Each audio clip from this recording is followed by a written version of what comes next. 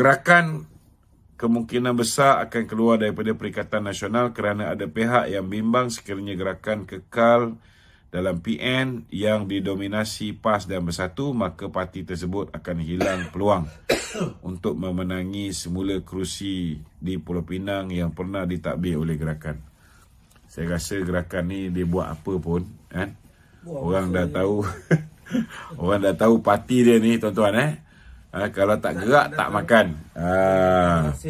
Jadi apa pun yang gerakan buat, orang takkan boleh lupa.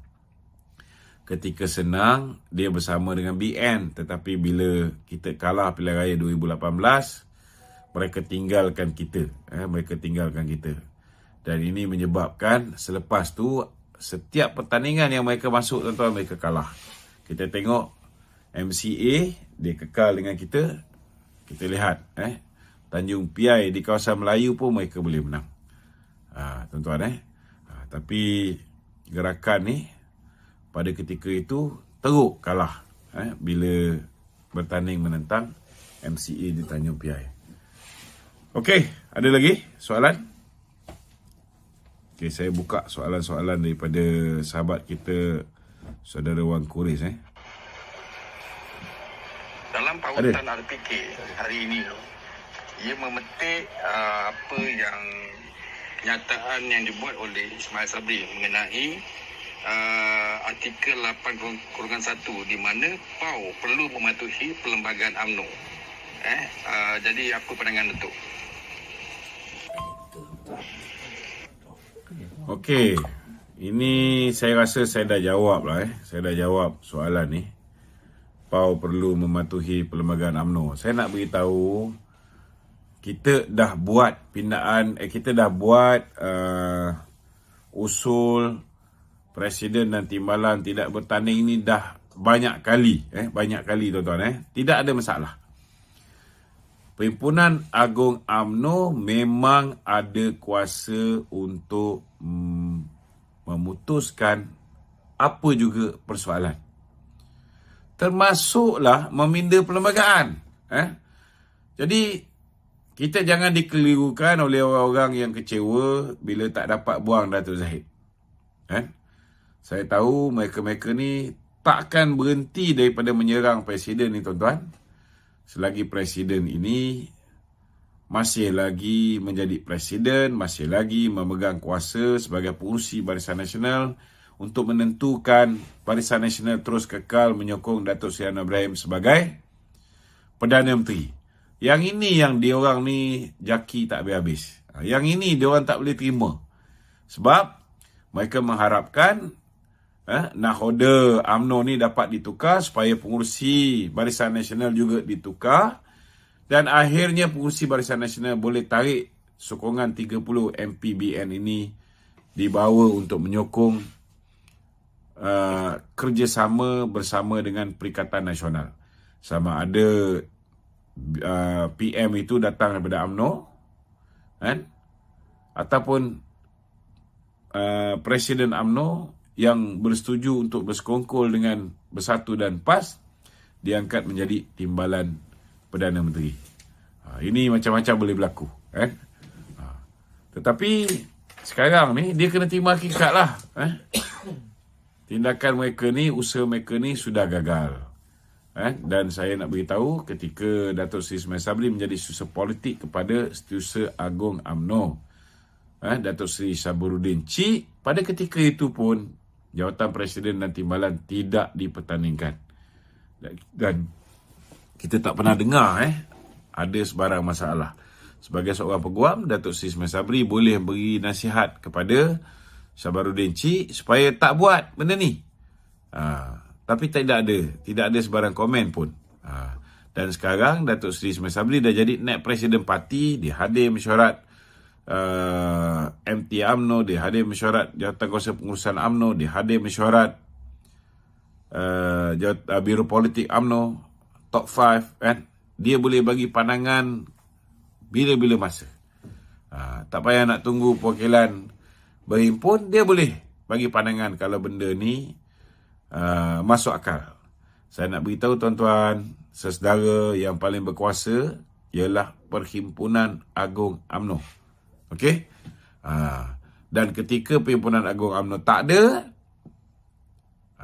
MT boleh membuat keputusan. Dan keputusan MT itu, keputusan MT itu muktamad dan tidak boleh dipertikai.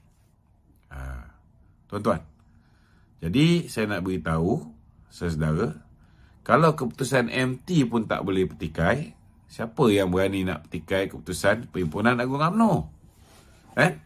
Kalau tak puas hati, tak ada masalah. Datuk Seri Ismail Sabri ke atau mana-mana orang-orang dia, bolehlah pergi petikai dengan ROS. Tak ada masalah. Tak ada orang pun akan ganggu. Buatlah. Okey?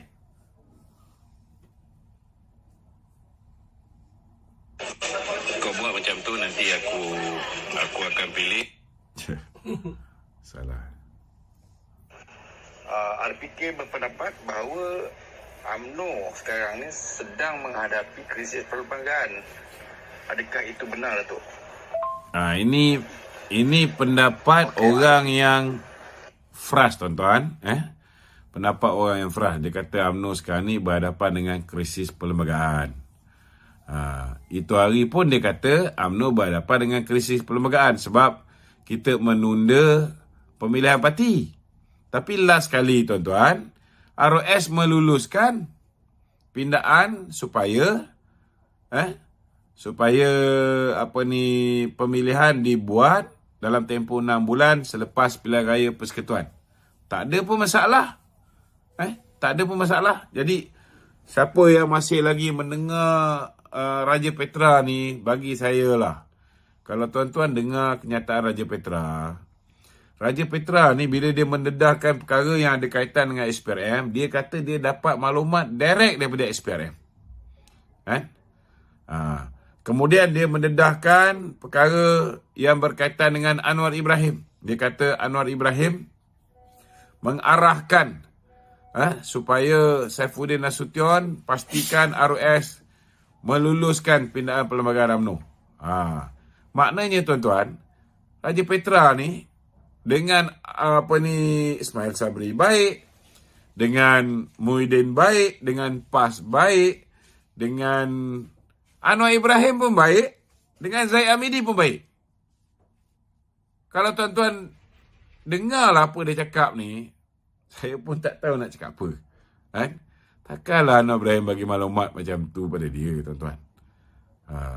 Cubalah logik sikit bila berhujah tu.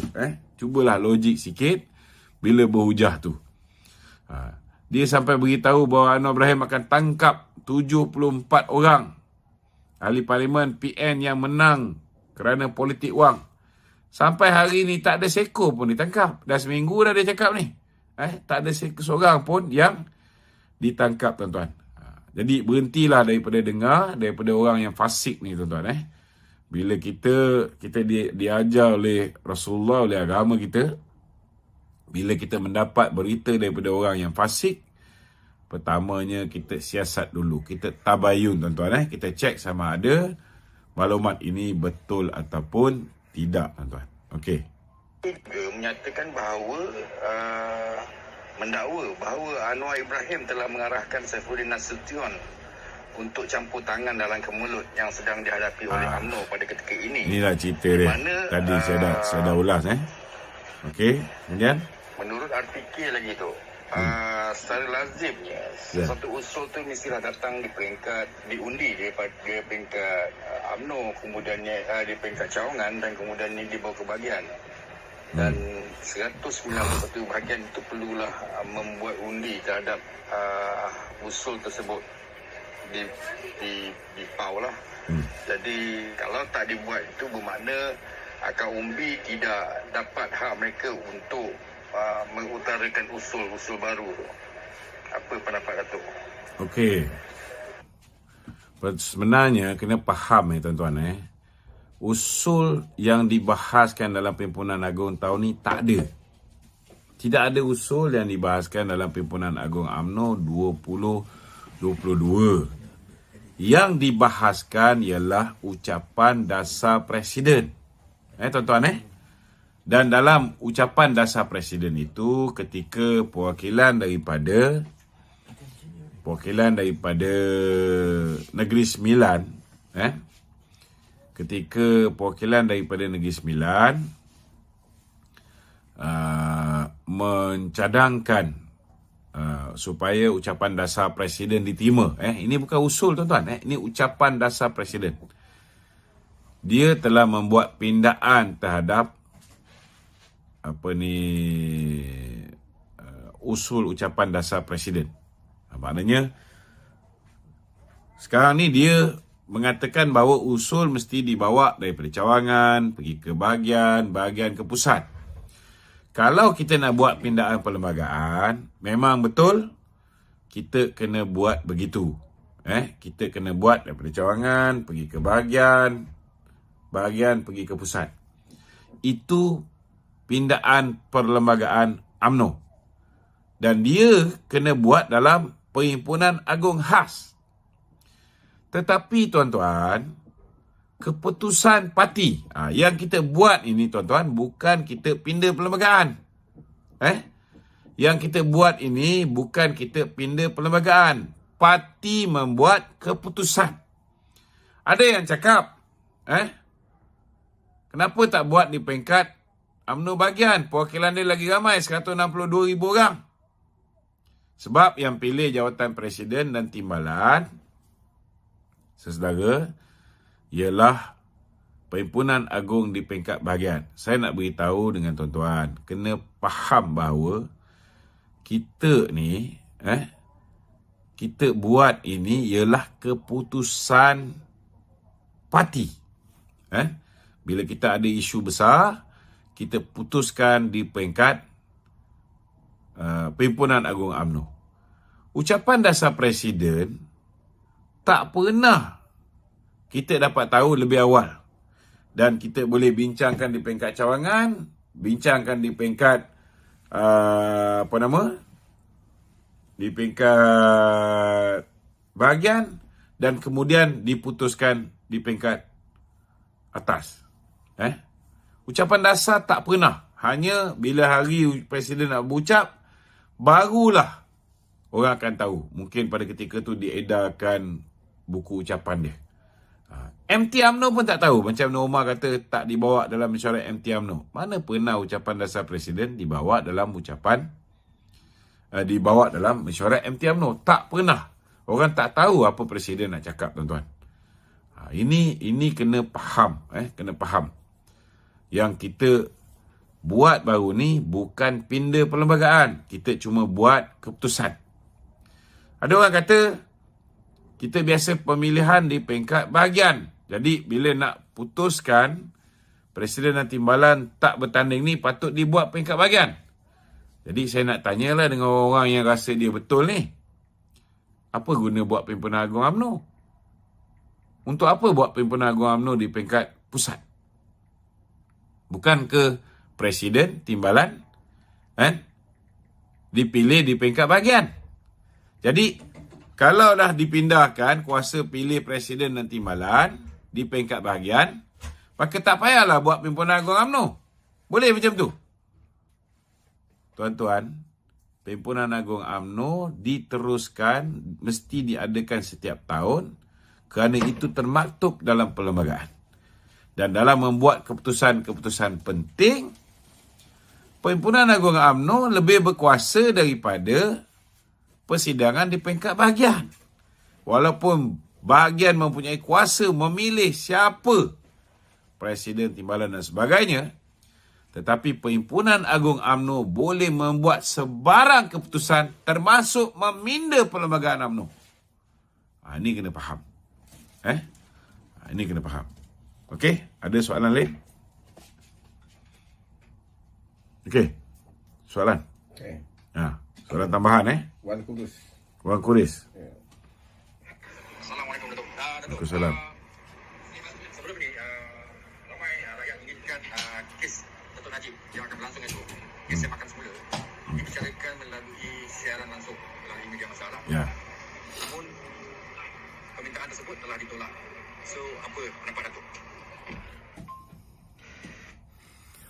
Siaran langsung kes Datuk Seri Najib ni, Yana pun dah utarakan kan. Saya rasa yang ada kuasa untuk meluluskan siaran langsung ni ialah hakim-hakim yang akan bersidang pada hari esok. Jadi mungkin besok Peguam Datuk Seri Najib sekali lagi akan meminta supaya kes itu dibenarkan untuk siaran langsung. Kalau dibenarkan esok, maka adalah siaran langsung. Kalau tak dibenarkan, tak adalah, tuan-tuan. Kita tak boleh nak cakap apa sebab hakim yang menguasai perjalanan mahkamah. Kita tak boleh nak mendesak dan sebagainya. Okey? Ada soalan lain? Dikabarkan UMNO Al-Star ingin cabar keputusan jadi pemilihan top 2 di JPP. Dia cuba nak buat bantahan di Jabatan Pendaftaran Pertubuhan Malaysia di KRS. UMNO Al-Star. Apa komen tu? Okey, ni orang Datuk Seri Ismail Sabri ni. Usup Sentorian. Ketua UMNO bahagian Al-Star, dia nak buat bantahan. Bagi saya, setiap ahli itu berhak untuk buat bantahan. Buatlah. Kan? Janji kamu puas hati. Kalau misalnya ROS tetap bersetuju, sebab kena faham Perhimpunan Agung UMNO berkuasa penuh untuk membuat sebarang keputusan. Kalau ketika tak ada Perhimpunan Agung UMNO, MT buat keputusan pun, keputusan dia tu muktamad dan tak boleh dicabar. Apatah lagi Perhimpunan Agung UMNO. Jadi nak buat kerja yang bazir masa, tak ada masalah. Silakan. Silakan. Dulu bos dia menjadi Perdana Menteri. Jadi kalau buat bantahan pun, mungkin jugalah bos dia boleh gunakan kuasa yang ada. Tapi sekarang bos dia tak berkuasa. Jadi tak tahulah dia nak guna cara mana. Mungkin dia ada orang-orang lama yang bersama dengan dia lagi. Okey? Ada lagi soalan lain? Tak ada. Okey, kita ada soalan daripada... Tak ada. Tak ada. Ni iklan. Ni iklan. Iklan apa tu? Mestilah lawati. Okey. Kita punya sahabat daripada Alam Shah Travel yang menghantar saya untuk buat review liputan di Turki ni. Kepada sesiapa yang berminat untuk pergi ke umrah, Bullet train. dia punya syarikat travel agent ni antara yang paling awal memberikan kemudahan bullet train kepada ni percuma kan. Peneraju kita.